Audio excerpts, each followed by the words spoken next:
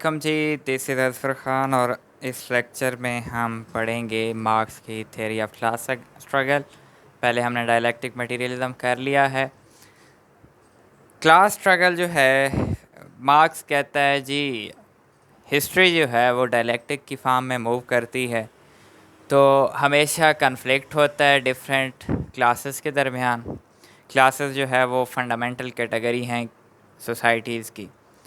Every society is always divided into two classes, जो Marxist view point है। तो वो डायलेक्टिक के थ्रू जो है वो प्रोग्रेस कर रही हैं, यानी कि डायलेक्टिक मैकेनिज़्म के थ्रू क्लासेस की जो है वो स्ट्रगल जारी है। और हिस्ट्री जो है, history of all societies is history of class struggle. Marks कहता है कि सारी सोसाइटीज़ की जो हिस्ट्री है वो क्लास स्ट्रगल है। क्यों क्लास स्ट्रगल है कि हमेशा एक क्लास जो है हिस्ट्री में वो डोमिनेटिंग होती है और दूसरी क्लास जो है वो एक्सप्लॉइट होती है। Classes are determined on the basis of economic structure of society and their relations with mean the production. Classes determine करती हैं इकोनॉमिक स्ट्रक्चर ऑफ सोसाइटी और उनके आपस में रिलेशंस क्या हैं प्रोडक्शन के, उसके ऊपर जी क्लासेस जो है वो बेस्ड होती हैं। फिर मार्क्स कहता है कि अक्सर जो सोसाइटी है वो दो कैटेगरीज़ में डिवाइडेड होती है। फर्स्ट जो है, एक होते हैं हैव्स, दूसरे होते हैं हैव्स नॉट। हैव्स होते हैं प्रॉपर्टी ओनर, ये ओनरशिप रखते हैं। हैव्स नॉट जो हैं वो प्रॉपर्टी लेस क्लास है। ये जो हैं एम्प्लॉय करते हैं लेबर को, ये अपना लेबर जो है भेजते हैं। क्लासेस जो हैं वो सोसाइटी का फंडामेंटल पार्ट हैं। तो ये जो क्लासेस हैं इनमें फिर मार्क्स कहता है कि अक्सर जो है कंट्राडिक्टरी इंटरेस्ट होते हैं। क्यों? जो हैव्स होते हैं वो तो ओनर होते हैं, जो हैव नॉट होते हैं वो लेबर होते हैं। अब ओनर का काम है मैक्सिमाइजेशन ऑफ प्रॉफिट, लेबर का काम है मैक्सिमाइजेशन ऑफ वेज। तो इन दोनों में लाजमी बात है, एक वेज बढ़ाने के चक्कर में है, एक वेज कम करने के चक्कर में है, तो क्या आएगा? कॉन्फ्लिक्ट आएगा। और इस कन्फ्लिक्ट की वजह से जो है ये सोसाइटी जो है आगे मूव करती है। इसी तरह इनका काम है जी, जो भी प्रोडक्ट ये बना रहे हों तो मिनिमम वर्कर उसके लिए रिक्वायर्ड हों, कम से कम वर्कर जो हैं वो रिक्वायर्ड हों। इनका काम है ज़्यादा से ज़्यादा एम्प्लॉयमेंट मिले, तो यहाँ पे फिर जो है वो आपस में कन्फ्लिक्ट आ जाता है। तो इनका जो रिलेशन है वो बेसिकली एंटागोनिस्टिक है, और इसी रिलेशंस के ऊपर जो है वो क्लास स्ट्रगल जो है वो मूव कर रही है, हिस्ट्री मूव कर रही है। All history is driven by class conflict. Marks कहता है कि जो इनका कन्फ्लिक्ट है वो बेसिकली मूव कर रहा है हिस्ट्री को। और ये जो है फिर मार्क्स आपको बताता है कि जी हिस्ट्री किस तरह डिफरेंट एपॉक्स में जो है वो मूव करती हुई आ रही है, और इसका जो व्यू पॉइंट है वो किस तरह डिटर्मिनिस्टिक है, कि कैसे जो है पहले ज़माने में क्लास स्ट्रगल थी, अब मॉडर्न टाइम पे क्या है, फ्यूचर में क्या होगा। तो ये डिटर्मिनिस्टिक व्यू पॉइंट दे रहे हैं हिस्ट्री का। डिटर्मिनिस्टिक का मतलब ये है कि पहले से डिटरमाइन है कि हम किस तरफ जा रहे हैं। अच्छा, पहली स्टेज जो है हिस्ट्री ऑफ क्लास स्ट्रगल में वो है प्रिमिटिव कम्युनिज़्म। प्रिमिटिव कम्युनिज़्म में कोई क्लास स्ट्रगल नहीं है, क्योंकि वहाँ पे क्लासेस नहीं है, वहाँ पे इक्वालिटी है। इक्वालिटी होगी तो लाजमी बात है सारे बराबर हैं, तो there would be no conflict of interest. Conflict नहीं होगा तो लाजमी बात है वहाँ पे क्लास स्ट्रगल भी नहीं होगी। उससे अगली स्टेज जो है वो है जी स्लेवरी की। ये स्टेज जी ओरिएंटल एम्पायर्स में थी। इसमें ये था कि एक स्लेव कैटेगरी थी, दूसरे स्लेव ओनर यानी फ्री मैन थे। ये आपको याद होगा रोमन रियाम में या पर्शियन रियाम में, इनमें जो है फ्री मैन और स्लेव्स की कैटेगरी थी। इसमें भी स्लेव्स और स्लेव ओनर के दरमियान कॉन्फ्लिक्ट था। तीसरी स्टेज है जी फ्यूडलिज्म की। जब ओरिएंटल एम्पायर का ब्रेकडाउन हुआ तो फ्यूडल स्टेट्स जो हैं वो कार्व आउट हुई। फ्यूडल स्टेट जो है वो फ्यूडल लॉर्ड्स वगैरह की जो है वो आपस में समाल जो है फ्रैक्शन ऑफ फ्यूडल जो है वो मिल के फिर एक किंगडम बना देते थे। तो फ्यूडल लॉर्ड्स एक कैटेगरी थी, दूसरे थे पेजेंट जो उनकी जागीरों में वर्क करते थे। तो इनके दरमियान भी फिर कॉन्फ्लिक्ट था फ्यूडलिज्म में। ग्रेजुअली फ्यूडल लॉर्ड से जो है वो पीजेंट जो है स्मॉल फार्म में, जो पीजेंट की फार्म में वर्क करते थे, वो अर्बन सेंटर की तरफ मूव करना शुरू हो गए। अब अर्बन सेंटर की तरफ जब वो मूव करना गए तो वहाँ पे अपनी उन्होंने स्किल एम्प्लॉय करना शुरू कर दी। तो वहाँ पे छोटे छोटे बिजनेस जो है वो इम्प्रूव होने लग गए। अब बिज़नेस इम्प्रूव हुआ तो लोगों ने फैक्ट्रियाँ बनाने शुरू कर दी, और फैक्ट्रियाँ बनाई तो फिर और लोगों को जो है वो एम्प्लॉय करना शुरू कर दिया। तो वहाँ पे जो बिज़नेस क्लास इमर्ज हुई उसको कहते हैं बोर्जवाजी। बोर्जवाजी जो है वो बेसिकली बिजनेस ओनर से, फिर उन्होंने जिनको एम्प्लॉय करना शुरू कर दिया तो वो एम्प्लॉयर यानी प्रोलेटेरिएट क्लास थी, कॉमन क्लास थी जो वर्क करती थी लेबर से। इनके दरमियान मार्क्स कहता है जी कन्फ्लिक्ट है, ये मॉडर्न स्टेट है। और मार्क्स कहता है कि जब इनके दरमियान जो है एक वक्त आएगा कि जी प्रोलेटेरिएट क्लास जो है वो रिवोल्ट करेगी, बोर्जियासी को ओवरथ्रो करेगी, और वो स्टेज आएगी एडवांस कम्युनिज्म की जहाँ पे इक्वालिटी होगी, वर्कर का कंट्रोल होगा मींस ऑफ प्रोडक्शन के ऊपर, और ये इक्वल स्टेज होगी जिसमें क्लास कन्फ्लिक्ट ख़त्म हो जाएगा। ये उसकी जी थ्योरी ऑफ क्लास स्ट्रगल है। इसी तरह जी मार्क्स के व्यूज़ और स्टेट के ऊपर भी बहुत इंपॉर्टेंट हैं। इसके बाद हम फिर रेवोल्यूशन देखेंगे। मार्क्स कहता है जी स्टेट जो है वो मशीन है एक्सप्लॉयटेशन की, और ये एक आर्टिफिशियल कंस्ट्रक्ट है जो बोर्जुआजी ने कंस्ट्रक्ट किया है ताकि वो जो है एग्जेक्टिव कमेटी ऑफ बोर्जुआजी के तौर पे एक्ट करे और प्रोलेटेरिएट क्लास को जो है वो पक्का सबड्यू रखे। ये मार्क्स का व्यूज़ है। और वो जो है स्टेट का काम है वायलेंस एम्प्लॉय करना, वायलेंस एम्प्लॉय करके प्रोलेटेरिएट क्लास को जो है वो सबड्यू रखना। जो जब ये प्रिमिटिव कम्युनिज्म आएगा, जब ये प्रोलेटेरिएट रिवोल्ट करेगी तो एक क्लासलेस सोसाइटी बनेगी। क्लासलेस सोसाइटी में फिर ये स्टेट जो है वो विदर अवे यानी कि ये ख़त्म हो जाएगी। इसके बाद जी हम थ्योरी ऑफ रेवोल्यूशन पढ़ेंगे तो वो हमें पता लगेगा कि जी मार्क्स की जो है थ्योरी ऑफ रेवोल्यूशन क्या है और कैसे जो है ये स्टेट विदर अवे करेगी, तो वो हम आगे देखते हैं।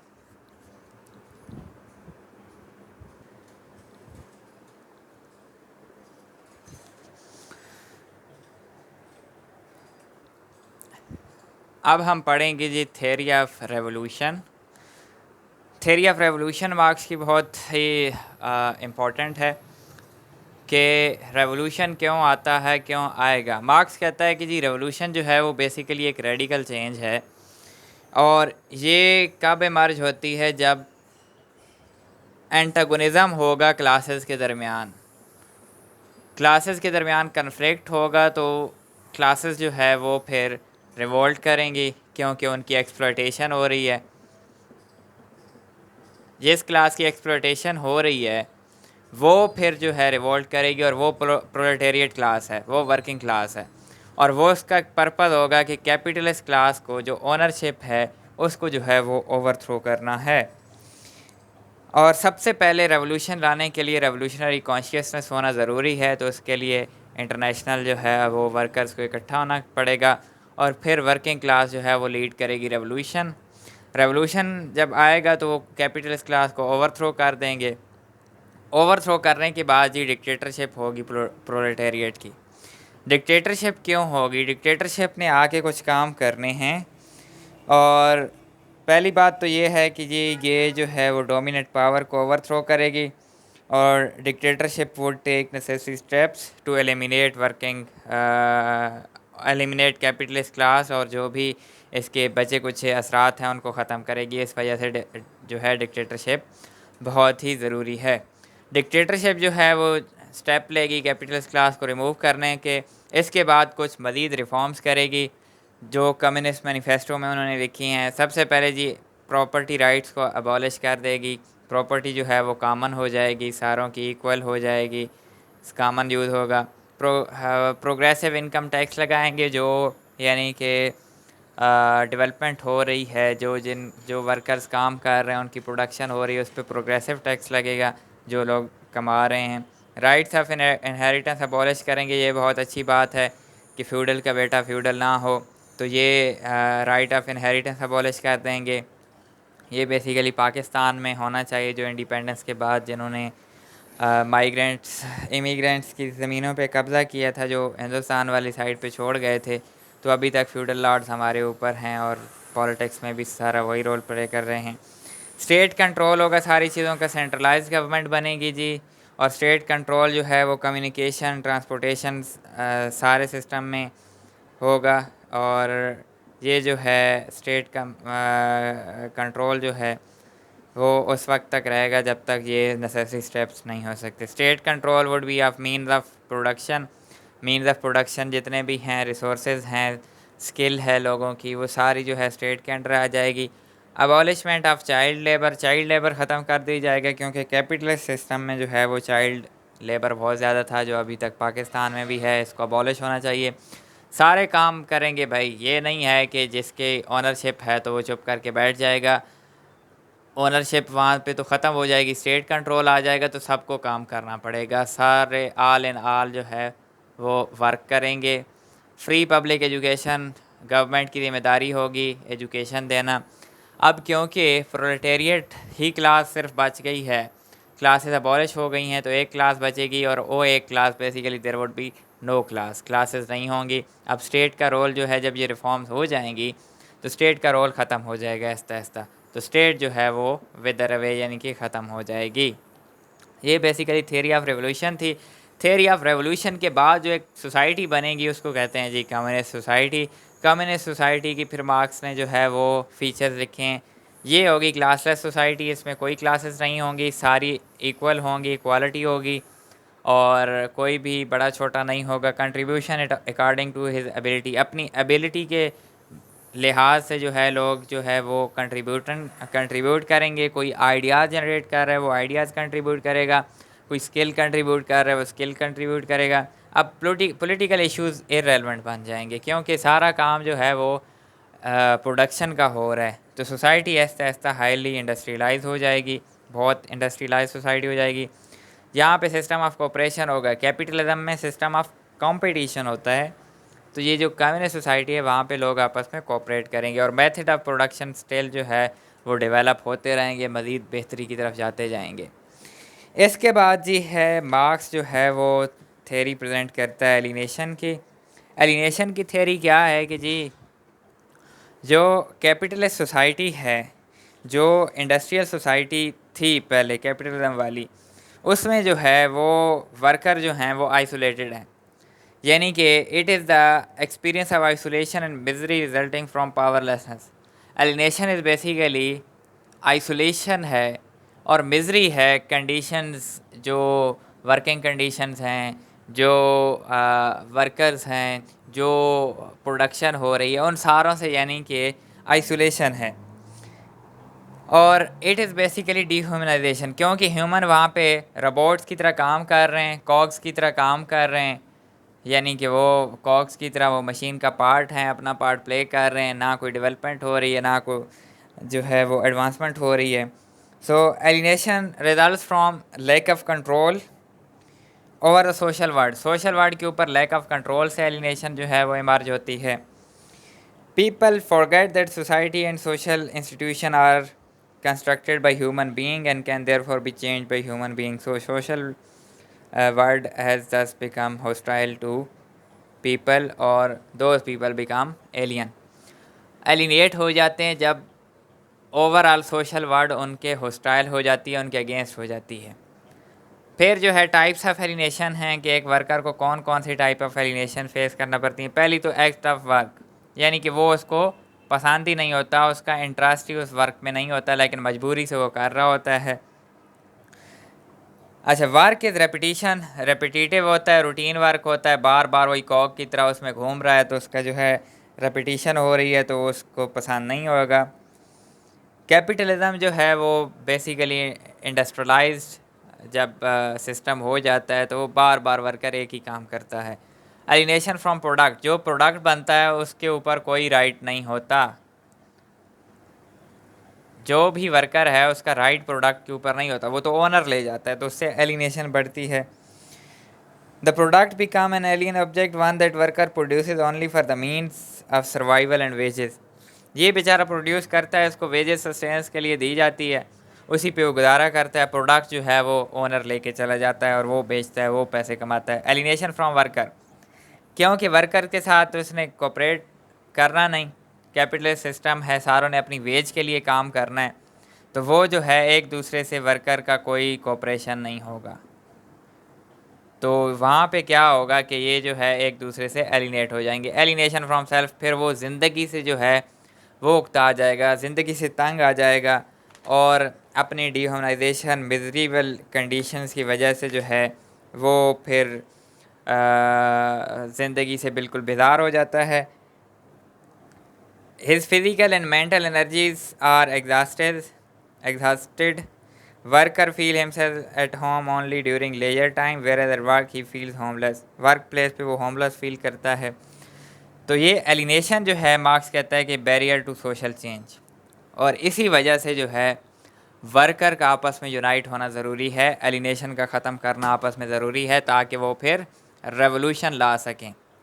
ये ओवरऑल जी मार्क्स की थेरीज थी, पहले डायलैक्टिक मटीरियलिज्म, फिर क्लास स्ट्रगल, फिर जो है थ्योरी ऑफ रेवोल्यूशन, फिर कम्युनिस्ट सोसाइटी हमने देखा, फिर थ्योरी ऑफ एलिनेशन। तो it was all about marks. इसके ऊपर वैसे क्रिटिसिज्म भी आता है, अगर वो क्रिटिसिज्म देखना है तो वो हम भी थोड़ा सा क्रिटिसिज्म भी देख लेते हैं कि क्रिटिसिज्म क्या है। क्योंकि जो मार्क्स ने प्रेडिक्ट किया था कि जी प्रोलेटेरिएट रेवोल्यूशन आएगा, क्या वो आया है, आ सकता है, क्या सिस्टम है उसका। तो बहुत से राइटर जो हैं इनको फिर क्रिटिसाइज़ करते हैं कि मार्क्स के आइडियाज़ जो हैं वो पूरे गलत नहीं, गलत हैं, पूरे पूरे सही एप्लीकेबल नहीं होते। कैसे? मार्क्स ने कहा है कि जी इंडस्ट्रियल सोसाइटी में रेवोल्यूशन आएगा, इंडस्ट्रियल सोसाइटी में रेवोल्यूशन आएगा, लेकिन रेवोल्यूशन जो आया है वो रशिया में आया है, और रशिया जो है उस वक्त पीजेंट सोसाइटी थी, एग्रीकल्चरल सोसाइटी थी।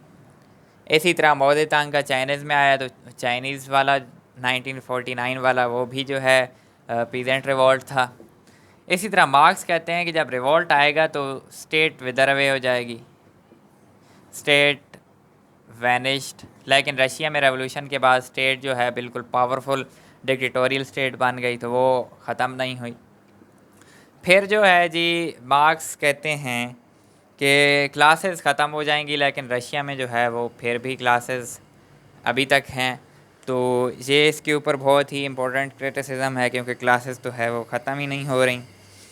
फिर जो है मार्क्स कहता है कि स्टेटलेस सोसाइटी जो है वो बनेगी, लेकिन स्टेट की रिक्वायरमेंट बहुत ज़रूरी है मॉडर्न टाइम पीरियड पे। इवन कम्युनिस्ट जो स्टेट हैं वहाँ पे भी स्टेट का रोल है, जैसे चाइना है तो स्टेट वहाँ पे है, क्यूबा है वहाँ पे स्टेट का बहुत इम्पोर्टेंट रोल है, सोवियत यूनियन में था।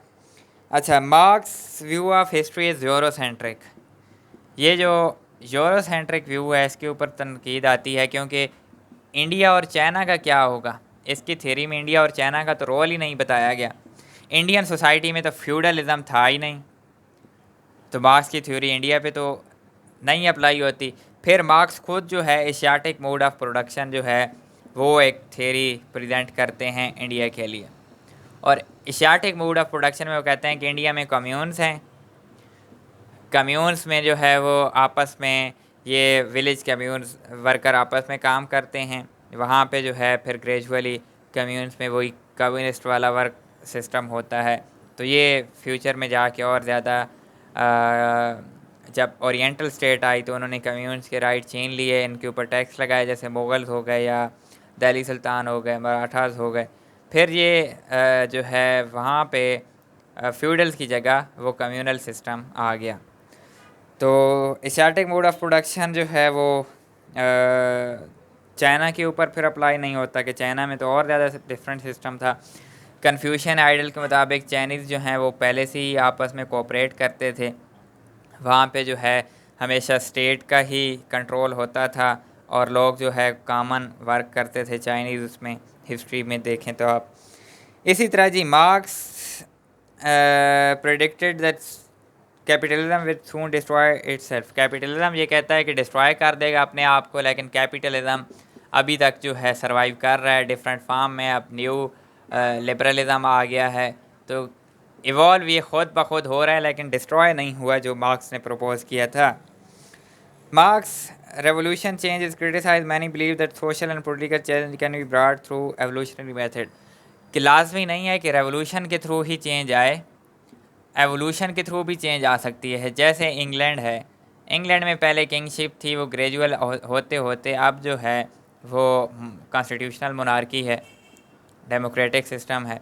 तो यानी कि रेवोल्यूशन के अलावा भी जो है वो चेंज आ सकती है, लाजमी नहीं है कि एवोल्यूशन ही रेवोल्यूशन ही हो। वर्किंग कंडीशन, मार्क्स ने कहा था कि वो जो है वो ख़राब से ख़राब तर होती जाएंगी, लेकिन वर्कर्स का आजकल जो है इंडस्ट्रीज़ में अक्सर बहुत ख्याल रखा जाता है, उनको जो है बोनसेस दिए जाते हैं, इसके अलावा हेल्थ अपॉर्चुनिटीज़ दिए जाते हैं। फिर जो है स्टेट के ऊपर इसका व्यू पॉइंट था कि स्टेट इज़ एक्सप्लॉयटेटिव, तो अब जो है वो वेलफेयर स्टेट का कॉन्सेप्ट आ गया है।